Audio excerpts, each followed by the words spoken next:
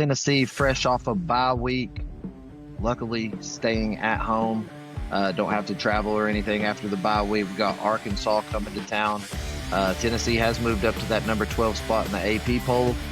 So, got to continue to do what we do. But Tennessee coming off a bye week, like I said, it is a revenge game. We did take an L to this team last season in Arkansas.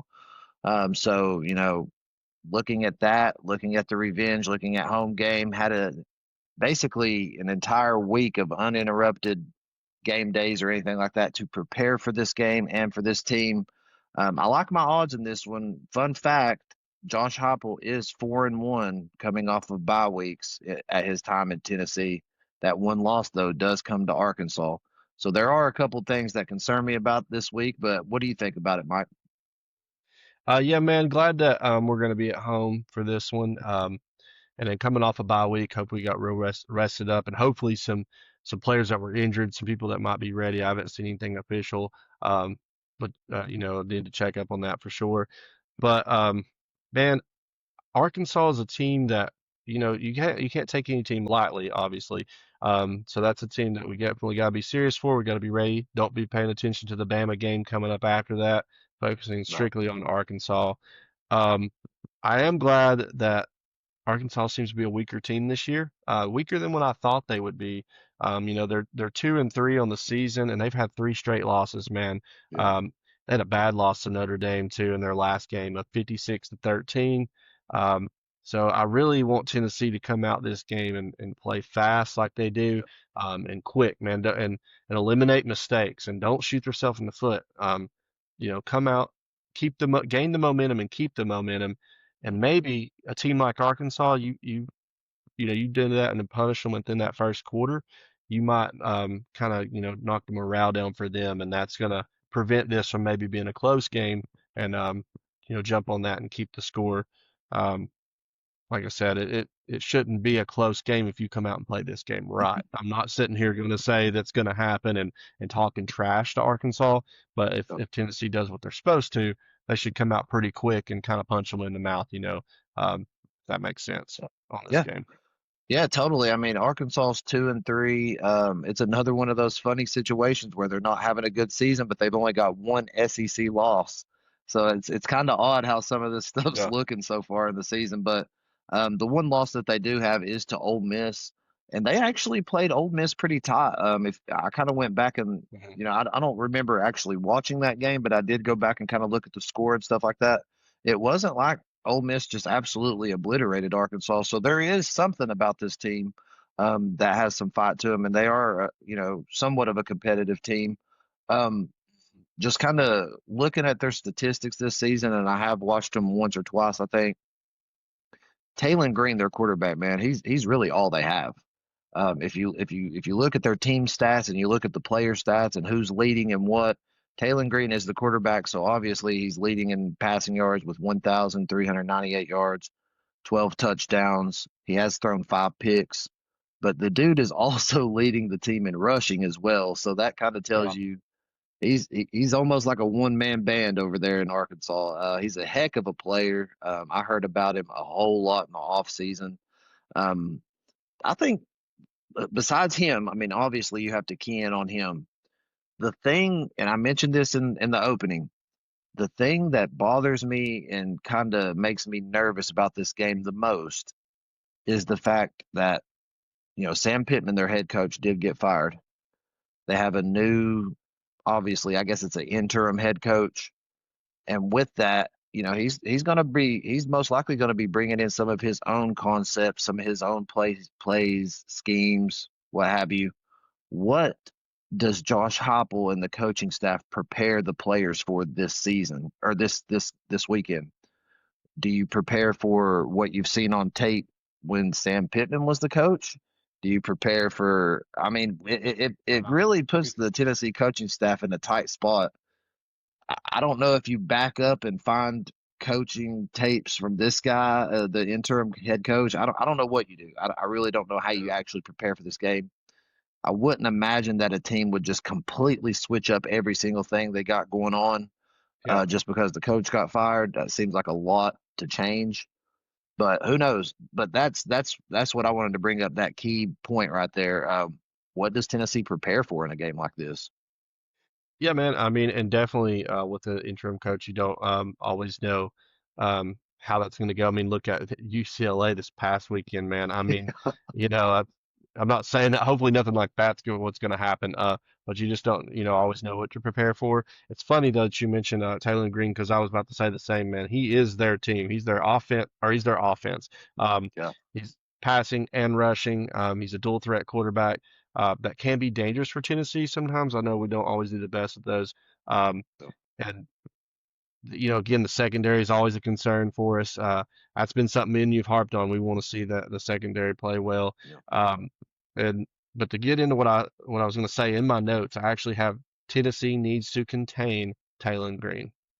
I think no matter interim coach, no matter who it is, and the schemes that are going to change, I think if you stop Taylor Green in this game and you put pressure on him, Yep, you beat Arkansas.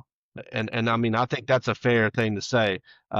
yep. But no matter what the scheme is, he's going to be part of the scheme. He is the player.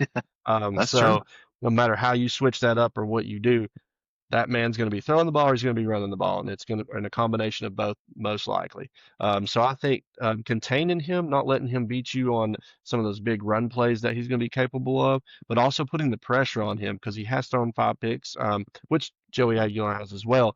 But create that pressure to either throw a pick, make a decision that he's uncomfortable with in that moment, getting him uncomfortable and when you start Mhm. doing that, then I think you're going to really put the pressure on that team because they don't really have a lot of people, I think, to step up and answer in those situations. He seems to be the Right. guy for them for sure. Um, Yep. Kind of getting into the secondary thing, there is some questions like I know I was trying to look it up about Jermod McCoy and is he going to be back for this game? I don't know if you have anything on that. I couldn't find anything other than the I'm optimism of wanting him back. yeah, I'm looking right now, so just keep on rolling. Yeah, I'm gonna look you're it up good. for us real quick. If he comes back, that's obviously a huge deal for us. It helps in that secondary. But with I want to see our defensive front really getting after Taylor Green and helping out that secondary there by creating a lot of pressure, getting some sacks, and just making it a little chaotic for him. Because if we Mhm. can do that, man, and disrupt his gameplay, and Tennessee can be firing on all cylinders on offense like they have been for the most part this year, I think Tennessee can handle this game pretty quickly as long as we can come out fast and then really create a lot of pressure, preventing them from scoring. Um, Yep. because I don't want to see a shootout. I want to see Tennessee shutting them down on but Yeah, and man. us scoring. So I know we can score with them, but I want to see us scoring like we're supposed to, and Tennessee's defense really creating some chaos for them and creating some turnovers. Yeah, what I don't want is another heart attack type vibe like we Yeah, had against Mississippi State. no. Um, I'm not saying for me to be satisfied as a fan that we have to come out and just absolutely obliterate them, but I Mm. can't be having these games where Tennessee comes down to the wire, taking it to And overtime. and not in Uh, this game, man. I yeah, know that everybody's like, well, it's SEC, but this is a game where Tennessee needs to showcase that they can not shoot themselves in the foot, play a good game, yep, and kind of dominate this game because Tennessee should be the dominant team in this situation. Um, and that's what I kind of want to see. I want to see, really kind of establish. Like I said, it don't have to be a blowout, but I don't want there to be a question at any point during this game is Tennessee going to win or not? right, And that was not the case when they played Mississippi State. So I think yep, Tennessee needs to have a pretty good win here to kind of showcase that they are a much better team in this situation. yep, yeah, I agree. Kind of going back to the Jermod McCoy situation, everything that I'm seeing is pointing towards that he is still going to be out. Um, I don't know if the significance of his injury is worse than they thought, or if it's just taking longer to heal. I mean, dude had surgery in January, so Yeah, on a torn ACL. So I mean, that's a tough one to come back from. I do and maybe remember we hearing need to things. like. Oh, sorry. Go ahead. I was just going to say, I do remember hearing things like a couple weeks ago or something that he would kind of make his return after the bye week against Arkansas. Man, I don't know, man. It's not looking too good for his return for at least this game. Yeah, and then with some of the other injuries, I've not really heard much on either. So maybe at this Yep. point we need to be thinking like optimistic that they're going to come back, but we need to work with what we have too. Um, Yep. 100%. these guys are young, and I think that's part of the big problem is some of the I know number four is a freshman, and some of the people that we have on Hmm. our team, I don't know the name right off, and that's my apologies there, but I think these freshmen are just going to have to like maybe Yep. it's time to step up a little bit, get better, prove why you're there, and you're the second string guy, so time to show up and hopefully, as they get some games under the belt, then we'll see some improvement on that.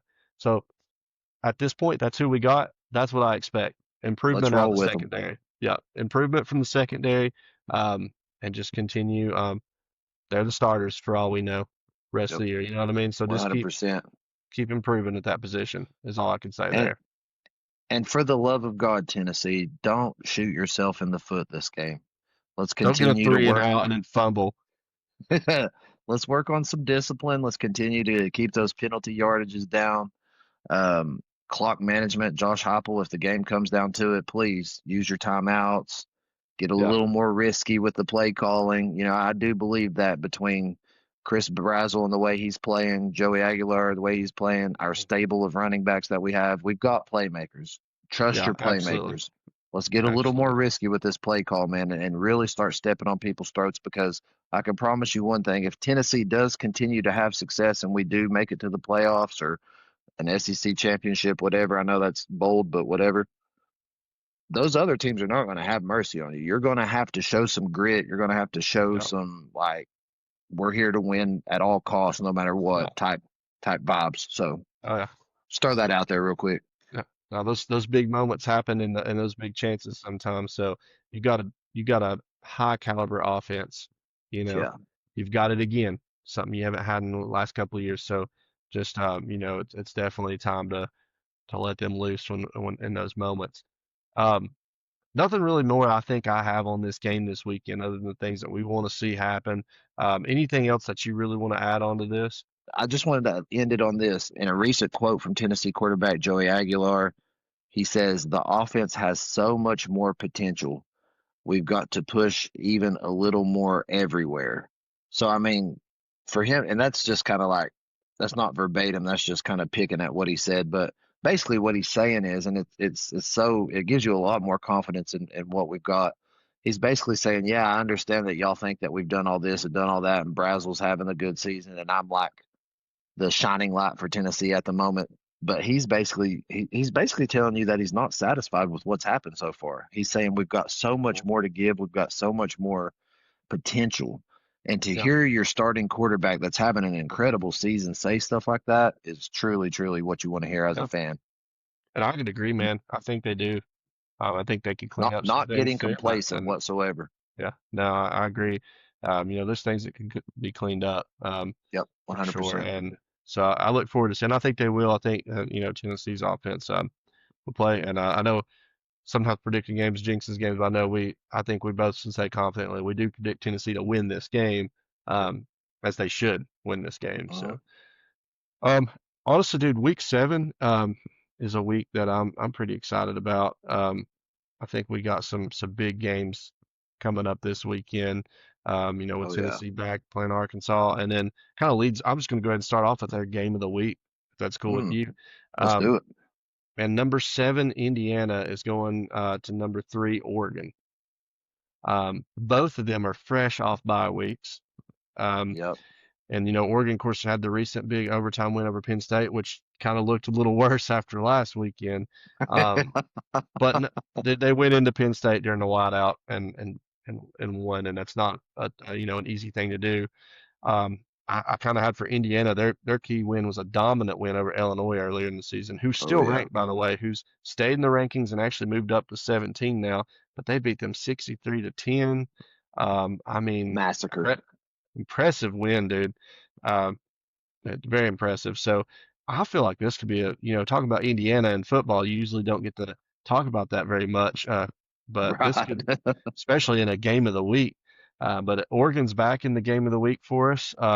You know, and rightfully so in this game, man. Number 7 versus number 3. What do you think on this game, dude? Yeah, I think it's a Big Ten matchup, top 10 matchup. Um, the Hoosiers, like you said, out of nowhere, being undefeated and having the season they're having ranked number 7. The only thing in my life that I've ever associated the Indiana Hoosiers with is the movie and Yeah, also my elementary school basketball team that I used to play for. We were the Hoosiers. yeah, It's the only thing I've ever associated these people with. But all jokes aside, man, that Fernando Mendoza, is that how you say his name? Their quarterback. so right, yeah, He's sounds right. lighting it up. He's lighting it up.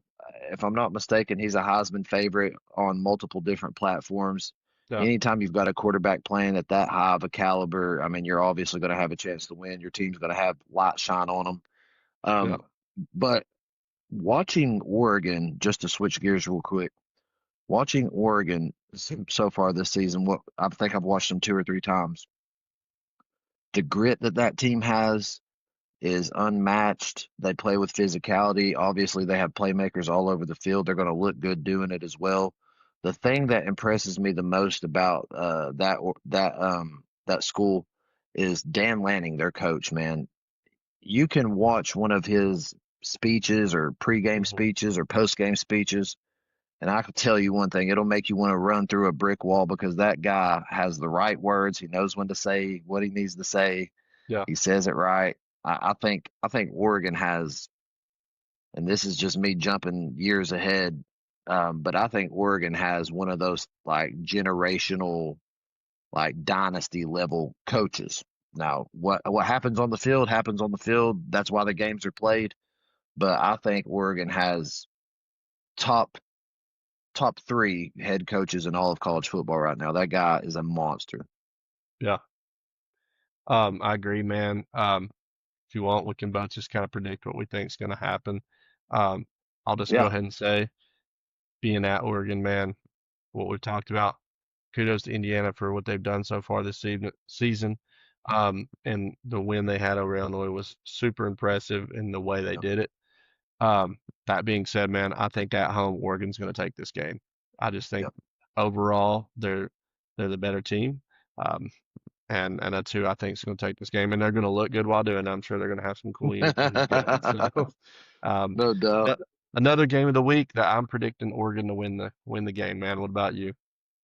Yeah, it's cool that it's kind of wild that we've had Oregon what back to back weeks, game of the week, right? For, well, for them, yeah, because they had a bye week last Oh week. So, yeah, yeah. so So couple, back-to-back games for them that we've predicted to be the game of the yeah, week. yeah. So Oregon's obviously the favorite in this game. I think it's looking like they're 7.5 to 8.5 point favorite, depending on what betting thing you use.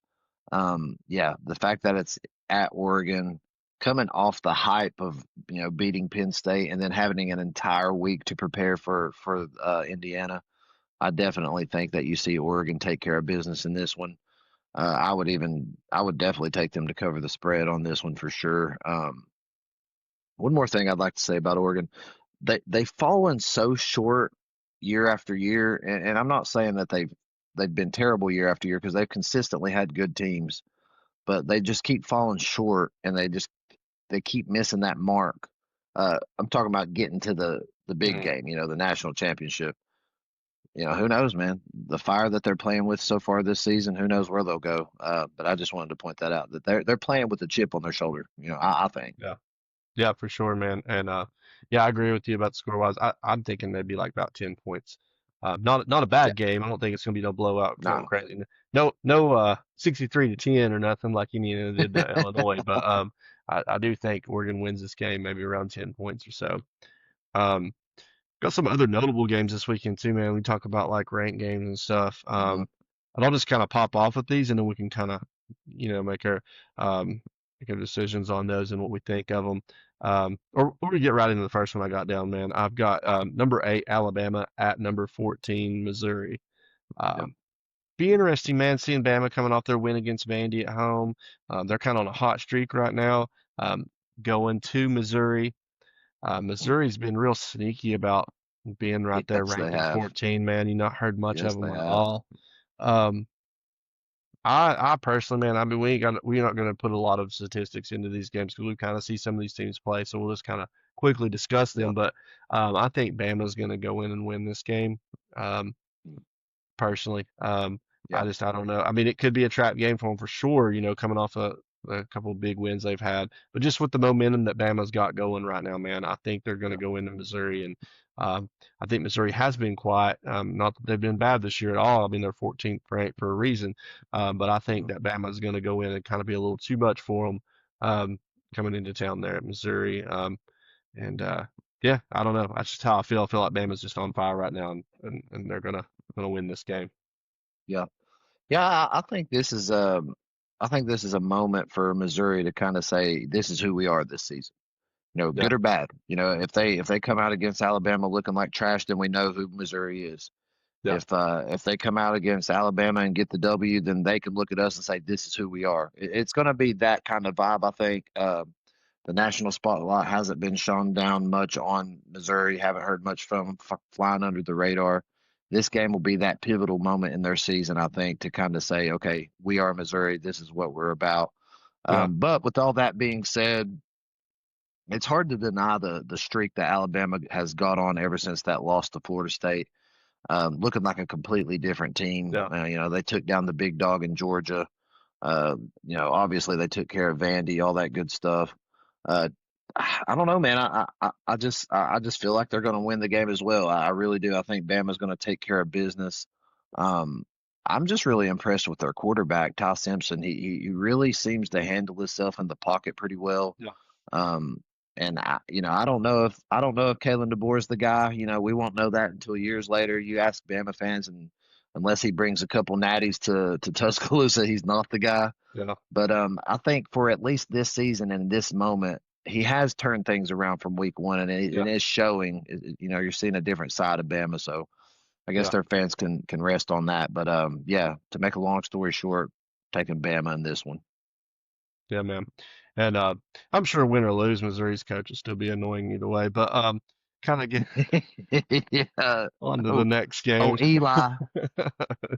um, on to the next game I've got kind of notated, man. Number one Ohio State is going to number 17 Illinois. Um, Man, I know Illinois. I mean, they beat USC. I'll give them some credit from bouncing back some after that loss they had to Indiana. I'm still just not sold on them after losing so bad, man. I think No. Ohio State goes in and wins this game fairly easily. And it'll be, Ohio State will struggle in the first quarter or so, like they always do. Um, what team? I don't know what it is. They seem to like not start off real fast or anything. I mean, even against these small schools. But I think in the end of this game, Ohio State will win by a couple scores, and that's just Yeah. how I feel on this game.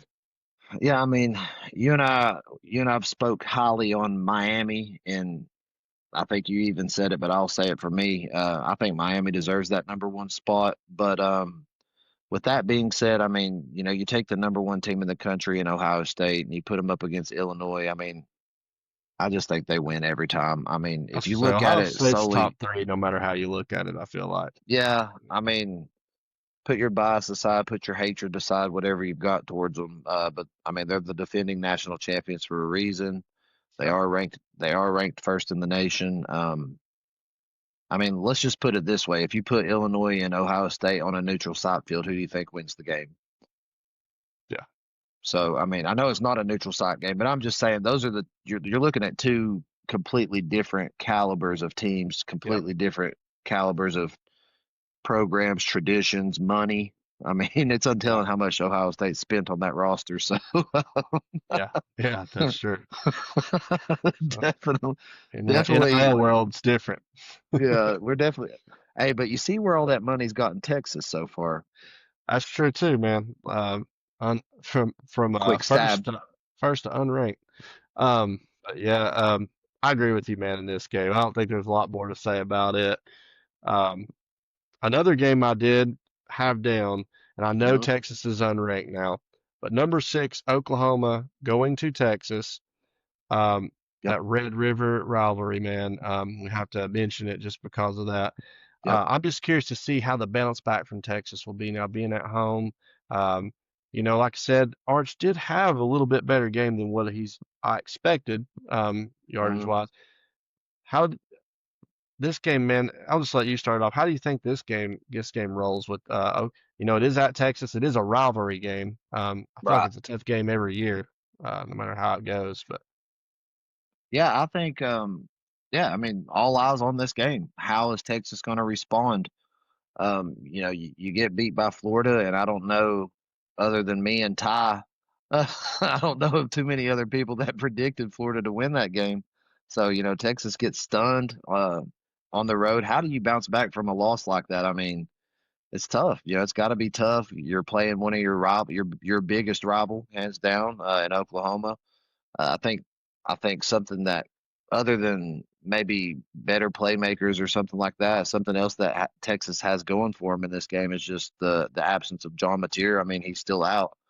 Oklahoma's still playing with a backup quarterback.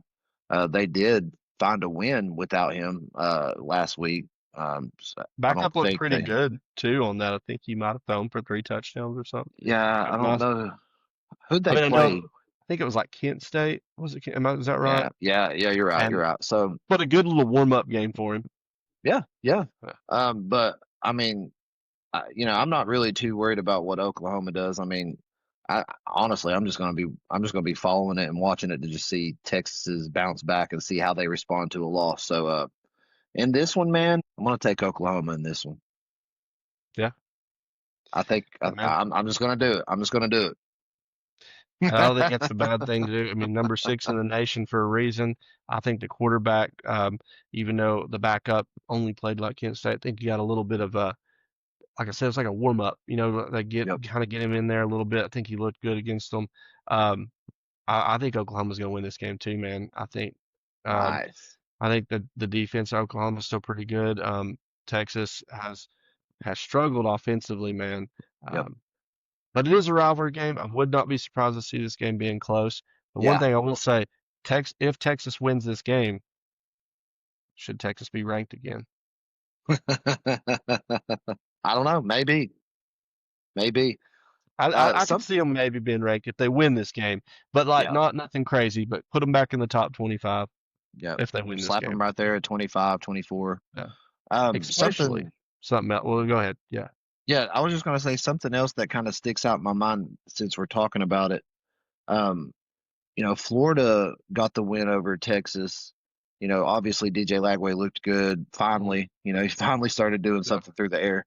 But Florida was able to put together a really good rushing attack against Texas too. So yeah, tying that back into the John Mateer absence of this game, playing with a backup quarterback, even if he doesn't come out the game super hot, throwing the ball everywhere, connecting on every pass, if you can dial up a good run scheme against this Texas defense like Florida did, you still have a chance to win the game, and don't put the game absolutely, just on your backup's shoulders. absolutely. Design a scheme for him to comfortably help you win, as opposed to putting it on his shoulders and saying we got to throw the ball. You can dial it up in different ways for a quarterback like that, I think. Yeah, run the ball, play good defense. I Yep. think I think Oklahoma definitely wins that game. But yeah, like that being said, if Texas won, would they be ranked? I do think so. If we get into our next game, especially if for some reason Florida were to beat Texas A&M, um, Yes. that would definitely make things interesting. But Florida going to Texas A&M, I still got Florida on here, and a lot of people might be like, "Wow, you got these notable games." As no because they're unranked, but Florida just beat Texas. Yeah. Yeah. Now it's time to see how are they going to react now that they got another tough matchup, man. That Hmm. sneaky matchup we're talking about, Texas being number 5 in the nation, and I Yep. feel like they quietly have done this. Um, Yes. Texas A&M, man, I think is going to be tougher than Texas, um, Hmm. and it's at Texas A&M. I think it's Yep. another big difference, and Yep. because of that, man, I will say I think Florida had a nice moment beating Texas, big win Hmm. for them. I know Billy Napier's back was against the wall, and it still is. So that does make Florida dangerous. And maybe their offense have been woke up enough and were wrong, but I think going to at Texas A&M is just going to be a little too much for them. I think Texas A&M wins this game. Yep. Yeah. Is there confirmation? Do we know what time that game is played? I I don't. don't, I don't have a time frame on that game, no, but Um, now a not game would be. real tough at Texas A&M. It's a loud stadium, man. Yeah. Yeah, I'll be like the same thing I said about the Texas Oklahoma game is the same thing I'm going to say about this game. I'll be tuning in and watching or following on Yeah, my phone or whatever just to see how Florida responds. yeah, You're coming off a major high in beating Texas when everyone was against you. Everyone's saying fire your head coach, DJ Lagway sucks. I mean, we've said those same things on the podcast. yeah, How do you respond coming off a high, not getting beat, but coming off a high and winning a big time game? Um, it's definitely going to be interesting to see. I mean, Texas A&M playing lights out. I mean, undefeated to this point, super highly ranked. I don't know, man. It's one of those things where it's like, I mean, Florida just has a moment. I mean, they have a chance and an opportunity to completely turn their season around, turn the narrative around, especially in the SEC. yeah, But I have a feeling like you do that this ain't it. This ain't yeah, it. Marching into Texas A&M on the road. That place has often been said to be one of the toughest, loudest places to play in all of college football. I just yeah. don't see it happening, man. I Billy, your agree, luck man. has ran out yet again. Yeah. Safe to say we both got Texas A&M, the fourth and whatever podcast Yeah. agrees. Texas A&M there for sure. Yep. Yeah, but those two games are kind of on there because they are interesting in the Of SEC, course. and that's mainly what we keep up with. And those were notable games to see how Texas and Florida both respond to the last Yep. game they had in different ways. Um, that's about all I really had for this weekend as far as the notable games. There's some Yep. great games, obviously, in that. Some great games coming up this weekend. Be an interesting weekend for sure. No As doubt. always, though, we got to do our SEC top five. Um, kind of before getting into this. Um, Tough this week. I will say wasn't as tough for me as it was the weekend prior. I will say I that. agree. I agree.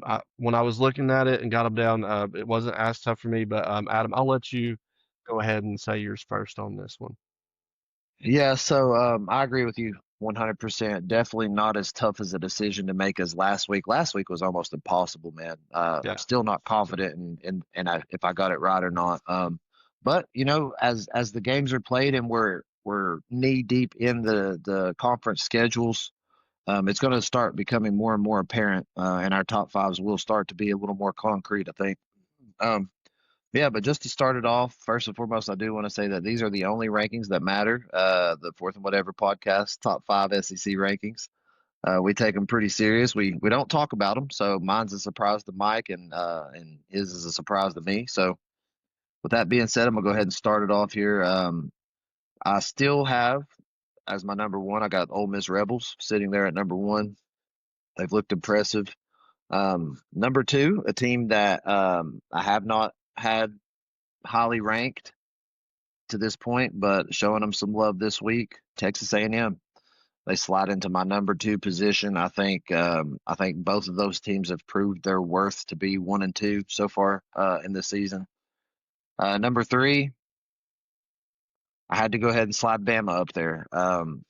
With all the talk and some people did doubt Bama in that game against Vandy. I think it wasn't really that big of a spread to cover. But we got it right, obviously, because we're awesome. But yeah, I've got Bama sitting there at number three. Number four, I've got Tennessee still holding on with the balls there.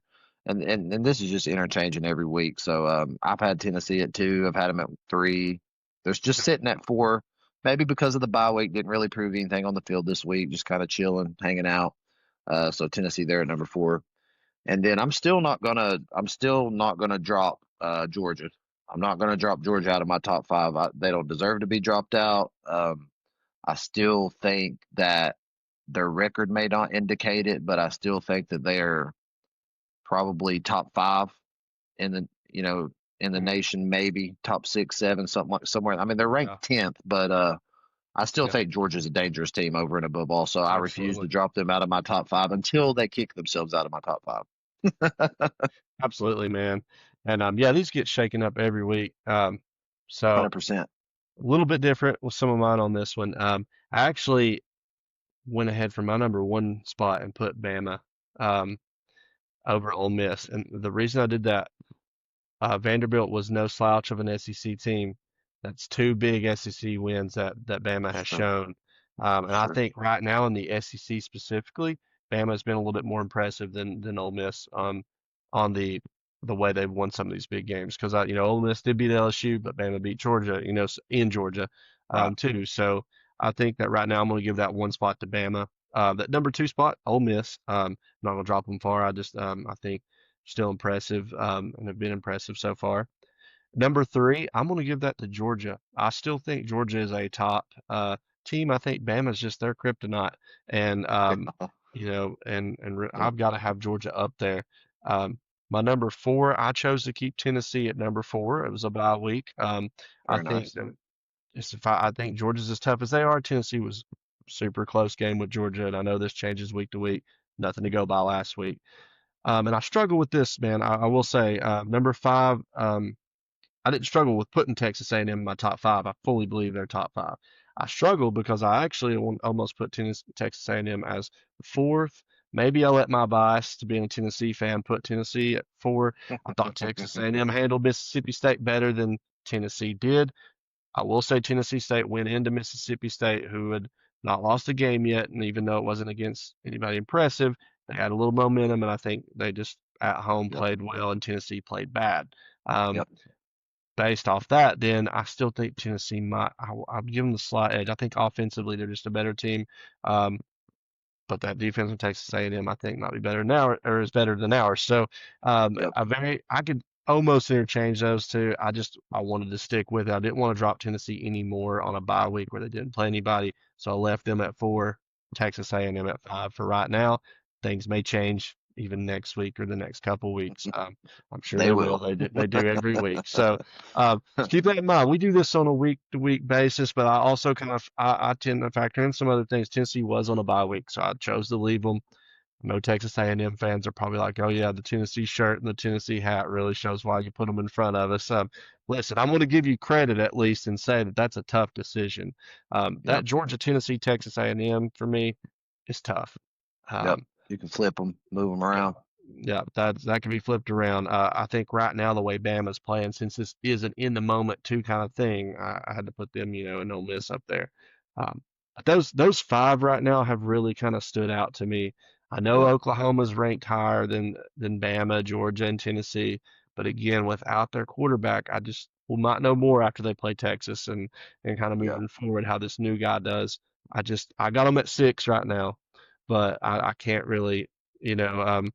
Put them at in my top five just yet. And then I would probably, just those top five really seem to be pretty solid to me right now Yep. as the teams that stand out. So Yeah, definitely those five standing out for sure.